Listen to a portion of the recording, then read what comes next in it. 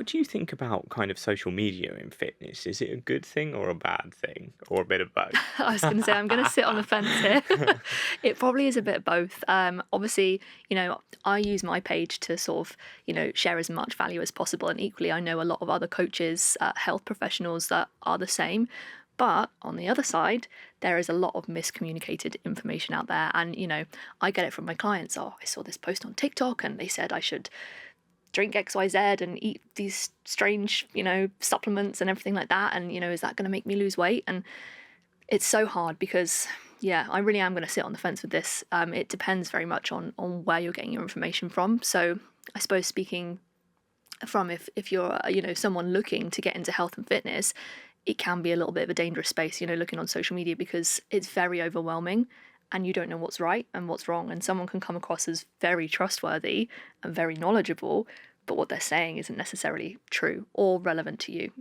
The overall thing, though, that I do think is good is people's awareness, even young people as well, and the fact that people kind of are even interested in health. It feels like at least like the British public are more aware. Oh, massively, yeah. And I think, again, the fact that there is such a big space on social media for that is such a positive reflection of that.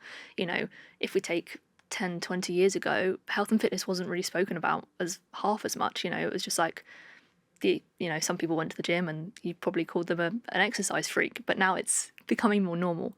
And I think especially with young people, teenagers, they grow up on social media now. So to have that is a really positive influence. Then they see, these people go to the gym and maybe I should try that, or these people eat well, maybe I should try that. So I think for the younger generation, it can be also really positive because they see that as they grow up and sort of get into adulthood.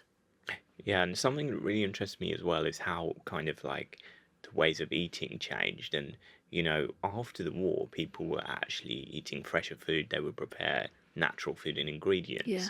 But then as convenience foods came in, it actually went backwards with kind of ready meals and microwave meals, canned foods and things like that.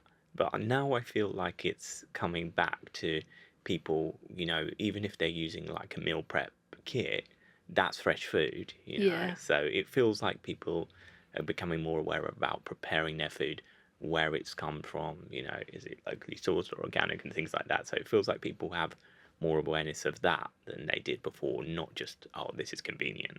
Oh, yeah, definitely. And, there still is a big emphasis on convenience food, and sometimes it is necessary, and it's great that we have access to that. But like you say, we've almost done a full 360, haven't we? More people are keen to buy organic or buy, like you say, local, go to the local farm shop, and they're actually looking at what's going into their food, and also as well, are they eating enough goodness? Are they getting fruits and veggies in? Whereas when we were in this sort of cycle of purely convenience, it was all, what can I put in the microwave that's made of goodness knows what, basically.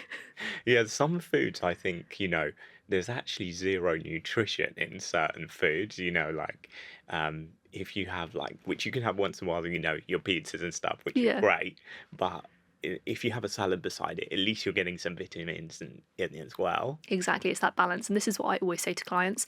I'm not the sort of person to say, like you say, don't have the pizza, don't have the glass of wine or the chocolate.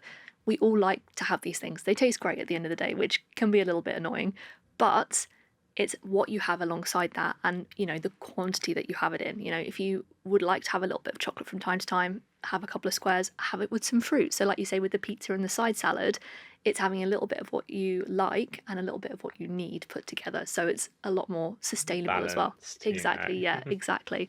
Because, saying you're not going to eat something, your brain just goes, well, now I want the pizza. Yeah. You told me you can't have it. Yeah, exactly.